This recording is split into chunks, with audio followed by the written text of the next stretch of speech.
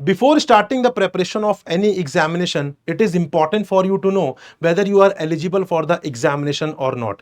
Eligibility plays a very crucial role क्योंकि यहाँ पर आपकी एनर्जी भी बचती है, आपका टाइम भी बचता है, आपके रिसोर्सेज भी बचते हैं। अगर आप एलिजिबल नहीं हैं, उसके बाद भी आप प्रिपरेशन कर रहे हैं, तो सारी चीजें वेस्ट हो जाएंगी। So that is why it is very very important before starting the preparation to know whether you are eligible for the exam or not. In this context, today we are going to discuss about the eligibility criteria for PFRDA Grade A 2025 examination. Why this is so? Reason being, recently PFRDA has released the notification for the recruitment of Grade A officers and for the general streams 28 vacancies guys announce की गई है यहाँ पर, जो अभी तक की I think highest है PFRDA की साइड से। 28 vacancies for general stream, बहुत अच्छी vacancies हैं। एंड यहाँ पर आप एलिजिबल हैं या नहीं है, आप कॉलेज में हैं तो आप एग्जाम दे सकते हैं या नहीं दे सकते हैं। कट ऑफ डेट क्या है, आप अगर अभी रिसेंटली ग्रेजुएट हुए हैं तो आप एग्जाम दे सकते हैं या नहीं दे सकते हैं। एज क्राइटेरिया क्या है गाइस, क्या क्वालिफिकेशन आपके पास होनी चाहिए, वो सारी चीजें I am going to tell you in this particular video, right. So this is going to be very helpful for you to take the decision whether you want to go for the PFRDA grade A preparation or not. So hello friends, welcome to Super Coaching Regulatory Bodies by Textbook. My name is Prakash and let's start the discussion related to the eligibility criteria for PFRDA grade A 2025 examination. तो बात करते हैं guys, सबसे पहले यहाँ पे eligibility की बात करें तो यहाँ पे टू क्राइटेरियाज होते हैं। Number first is the age eligibility and number second is the educational qualification eligibility. तो दोनों ही areas we will be looking here. So यहाँ पे सबसे पहले एज की बात करें, so age should not exceed 30 years. तो यहाँ पे आपकी एज जो वो 30 ईयर्स नहीं होनी चाहिए। कब से?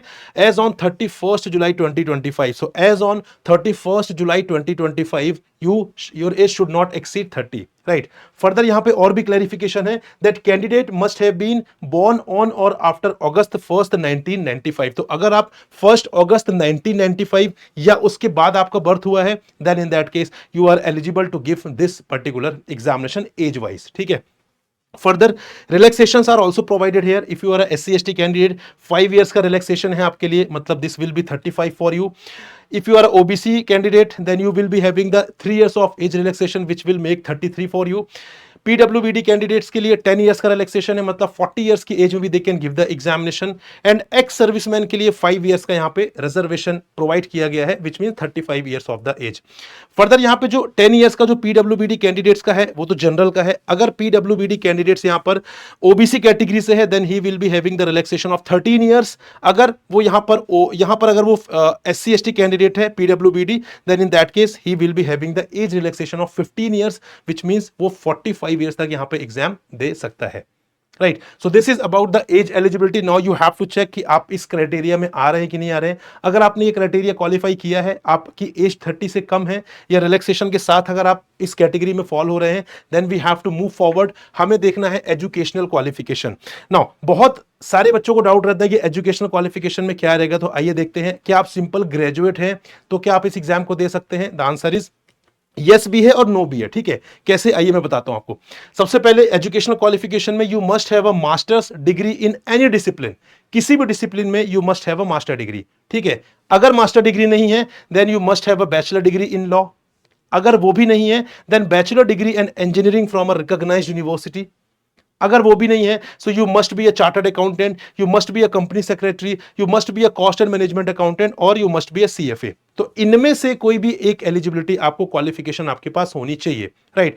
व्हाई आई सेड कि यहाँ पे सिंपल जो ग्रेजुएट है वो दे भी सकते हैं और नहीं भी। रीजन बीइंग, ग्रेजुएशन के नाम पर यहाँ पे सिर्फ दो चीजें हैं, that is if you are having bachelors degree in law and if you are an engineer, that is bachelors degree in engineering. तो अगर आपके पास इन दोनों में से कोई एक है, देन तो फिर आप ग्रेजुएशन के साथ ही एग्जाम दे सकते हैं। और अगर ये इन दोनों में से कोई नहीं है, कोई और graduate degree, for example if you have done BCom or if you have done BA, then in that case आपको वहां पर मास्टर्स डिग्री की रिक्वायरमेंट होगी, ठीक है। वहां पर आप बिना मास्टर्स डिग्री के एग्जाम नहीं दे पाएंगे, right. That is why I said कि यहां पर सिंपल ग्रेजुएशन वाले एग्जाम दे भी सकते हैं और नहीं भी। तो ग्रेजुएशन के लिए सिर्फ ये दो डिग्री ही यहां पे मेंशन की हुई है। आपके पास अगर इसके अलावा कोई ग्रेजुएट डिग्री है, then in that case you must have any of the rest of the qualification, ठीक है। तो इनमें से कोई भी एक क्वालिफिकेशन है आपके पास, then you will be eligible to appear for the PFRDA grade A 2025 examination. But यहां पे इसके बाद भी एक बहुत ही कॉमन डाउट है कि सर अभी तो डिग्री नहीं है, right, I am in the final year, I have just appeared for the examination and I'm waiting for the result, या I have not done master degree, मेरे पास डिप्लोमा है यहाँ पर, तो क्या मैं एलिजिबल हूं एग्जाम देने के लिए? सो यस, यहाँ पे आइए देखते हैं, नोटिफिकेशन बहुत ही क्लियरली यहाँ पे मेंशन्ड है that a post graduate diploma in any discipline, right, a post graduate diploma in any discipline from a recognised university institute will be acceptable as educational requirement for general stream. तो यहाँ पर अगर आपके पास PG diploma है किसी भी recognised university से या इंस्टीट्यूट से, then you will be eligible for the general stream, that will be considered equivalent to the masters degree, ठीक है। एंड अगर आपके पास post graduate diploma in statistics, economics, commerce, business administration, in finance stream, econometrics, अगर इनमें से आपके पास पीजी डिप्लोमा है, देन इन दैट केस यहाँ पे वो रिसर्च स्ट्रीम के लिए भी यू विल बी एलिजिबल, ठीक है, आप वहां पर रिसर्च स्ट्रीम के लिए भी एलिजिबल रहेंगे। फर्दर मूविंग अहेड, यहां पर बात करते हैं the date of passing eligibility examination will be the date appearing on the marksheet और provisional certificate issued by the university institute. तो यहां पर कुछ बच्चों को डाउट होता है कि मेरे पास डिग्री नहीं है, I do not have the provisional degree, I just have the marksheet. तो अगर आपके पास मार्कशीट्स भी हैं, then also you can give here. वहां पर डेट कौन सी कंसिडर की जाएगी? जो भी आपके मार्कशीट में डेट मेंशन रहेगी वो, या तो अगर आपके पास प्रोविजनल डिग्री है, आप उसके बेसिकली उसके तहत यहां पर आप अप्लाई करना चाहते हैं, then in that case the date mentioned on the provisional degree. तो या तो मार्कशीट में जो डेट मेंशन्ड है या प्रोविजनल डिग्री में जो डेट मेंशन्ड है वो बेसिकली यहां पे कंसीडर की जाएगी, ठीक है।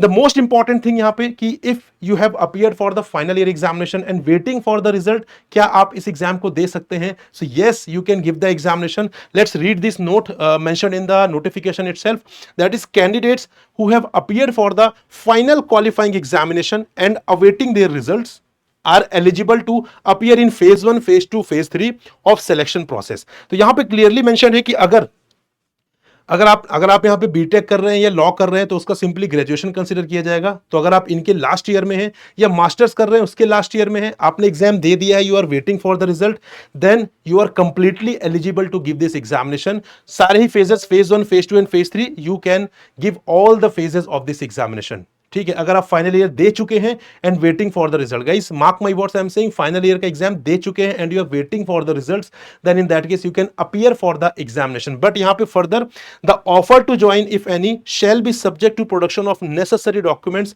Evidencing successfully obtaining the requisite qualification within the time granted for production. तो यहां पर अगर आपका सिलेक्शन हो जाता है, आपने तीनों ही फेजेस यहां पे क्वालिफाई कर लिए हैं, आप सेलेक्ट हो जाते हैं, तो आपको जो ऑफर लेटर है वो तब दिया जाएगा जब आप यहां पे जो भी रिक्विजिट क्वालिफिकेशन थी, चाहे वो एज वाली हो चाहे वो एजुकेशनल क्वालिफिकेशन हो, आपने उसे फुलफिल कर लिया हो उस पर्टिकुलर डेट तक, ठीक है। जो भी वहां पे आपको टाइम दिया जाएगा कि इस टाइम पीरियड के अंदर you have to basically bring all the evidences, all the documents, तो आपको उस डेट के अंदर वो चीज वहां पे प्रेजेंट करनी होगी, then only your candidature will be considered for the purpose of joining the organisation. Otherwise अगर आप नहीं कर पाए, ठीक है, देन इन दैट केस आपका कैंडिडेचर वहां पे कैंसिल कर दिया जाएगा। Clear? So those who have appeared for the final year examination, guys, yes you can give the examination, आप यहां पे एग्जाम दे सकते हैं, लेकिन एग्जाम पूरा प्रोसेस खत्म होने जहां पर आपको उसमें लगभग 6 महीने का टाइम लग जाएगा, तो पूरे प्रोसेस को खत्म करते करते यहां पर आपके पास वो जो क्वालिफिकेशन यहां पे मेंशन्ड है, that you must have at that point of time, right? So this is the guys eligibility criteria with respect to the PFRDA grade A examination. Now since we were not expecting this notification, but suddenly notification was released by the PFRDA, but this is a guys, I can say कि यहाँ पे आपके लिए ये this is a kind of blessing है आपके लिए कि you have already been preparing for different examination, be it SEBI, be it RBI, be it NABARD.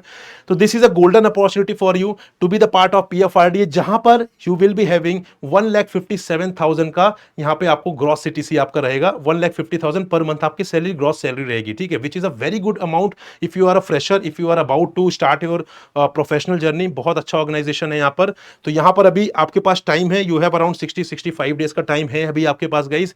तो इस टाइम पीरियड में definitely you can prepare for this examination and that is why आपको कहीं effort अलग से ना लगाना पड़े। We have launch this particular course that is PFRD grade A 2025 का कोर्स है। यहाँ पे you will get each and everything whatever is required to prepare for this examination. आपको सारी चीजें यहाँ पर बहुत अच्छे तरीके से मिलेंगी। You can simply visit this course हमारे वेबसाइट में, यहाँ पे आप डिस्क्रिप्शन में भी उसका लिंक देख सकते हैं, डिस्क्रिप्शन में लिंक है, you just have to click on the link, go through the website, see all this things and then you can enrol and start your preparation. ठीक है, अपनी प्रिपरेशन स्टार्ट कर सकते हैं गाइस, क्योंकि अब आपके पास इतना टाइम नहीं है कि आप पूरा रिसर्च खुद से करें, पीवाईक्यूज, बुक्स एंड सोर्सेज, वो सारी चीजें, वो टाइम नहीं है गाइस। ठीक है, 60 डेज का टाइम है। उस 60 डेज में you must have a proper study notes, you have must have a proper classes जो आपको बस स्टार्ट करनी है। आपको बस पढ़ाई करने पर ध्यान देना है, बाकी चीजों का ध्यान देने का टाइम नहीं है। That is why this course will help you. Also if you are preparing for RBI grade B examination, तो हमने उसके लिए भी यहाँ पे बूस्टर 2.0 अभी लॉन्च किया गया, जहाँ पे 60 डेज में dedicated plan you will have for clearing the RBI grade B examination. Here also you will get phase 1, phase 2 and interview, and also you will have mock test, study notes, live classes, mentorship, interview guidance program and what not. तो सारी चीजें आपको यहाँ पर detail में मिल जाएंगी। Link of this also is given in the description guys. Click on the link, see all the demo classes, after that take the informed decision whether this course is going to help you or not. वो आपको decide करना है। हमारे according तो course आपके definitely help करेगा, बहुत सारे स्टूडेंट्स की हेल्प ऑलरेडी कर रहा है, but ultimately after going through the demo classes, after going through the notes, you have to take an informed decision whether this course is going to help you or not. And RBI की जो notification है वो बहुत जल्दी आने वाला है, you know very well, ठीक है। तो उसके लिए भी आपको प्रिपरेशन करनी है। अब यहाँ पे गाइस रेगुलेटरी बॉडीज का सीजन स्टार्ट हो गया है। PFRD has already been announced, RBI आएगा, नाबार्ड आएगा, आईएफएससी आ सकता है, आईआरडीआई का एग्जाम आ सकता है, मल्टीपल एग्जाम्स हैं। अब आपको बस तैयार रहना है। But the good thing is कि ओवरलैपिंग प्रिपरेशन है, एक एग्जाम की प्रिपरेशन से आप मल्टीपल एग्जाम्स भी दे पाएंगे। This is the good thing with respect to the regulatory bodies examination.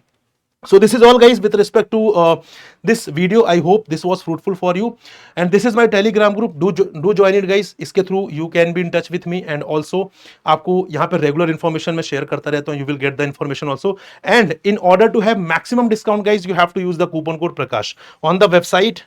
जो लिंक में आप जाएंगे वहां पे जब आप पेज पर लैंड करेंगे तो वहां पे यू विल सी कि पेमेंट ऑप्शन के ऊपर अप्लाई कूपन का ऑप्शन रहेगा। If you want to have maximum discount, apply the coupon code Prakash. ठीक है, तो आपको कूपन कोड अप्लाई करना है Prakash, this is my name and this will also work as a coupon code here, right? So thank you very much guys for watching and listening me. This is all. We'll meet in another informative video. Till then, goodbye, happy learning guys. Take care, bye bye.